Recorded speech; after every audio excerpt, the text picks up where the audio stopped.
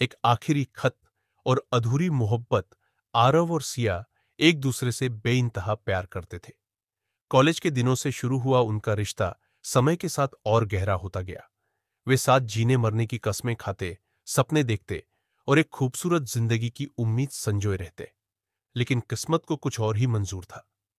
सिया के घर वालों ने उसकी शादी किसी और से तय कर दी। जब उसने अपने माता पिता को आरव के बारे में बताया तो उन्होंने उसकी बात मानने से इनकार कर दिया। सिया लाख कोशिशों के बावजूद अपने प्यार को बचा नहीं पाई।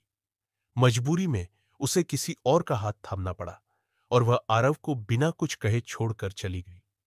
आरव के लिए यह किसी मौत से कम नहीं था। वह हर रोज उसकी यादों में घुटता, उसकी पुरानी तस्वीरों को निहारता और अकेले में घंटों रोता। उसने कई बार सिया से मिलने की कोशिश की, लेकिन हर बार उसे निराशा ही हाथ लगी। एक दिन उसने सिया के नाम एक खत लिखा। सिया, तुमने कहा था कि हम हमेशा साथ रहेंगे, पर तुम चली गई।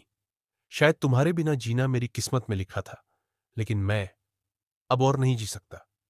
जब तुम यह खत पढ़ोगी तब मैं इस दुनिया में नहीं रहूंगा।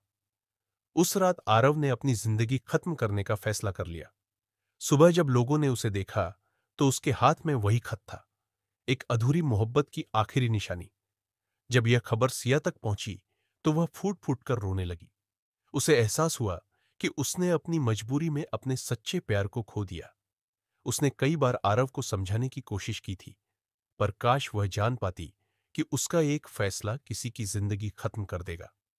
अब सिया हर रोज उस खत को पढ़ती है, रोती है और खुद को कोसती है। लेकिन अब पछताने से कुछ नहीं हो सकता था, क्योंकि प्यार के जिस फूल को वह बचा नहीं पाई, वह हमेशा के लिए मुरझा चुका था।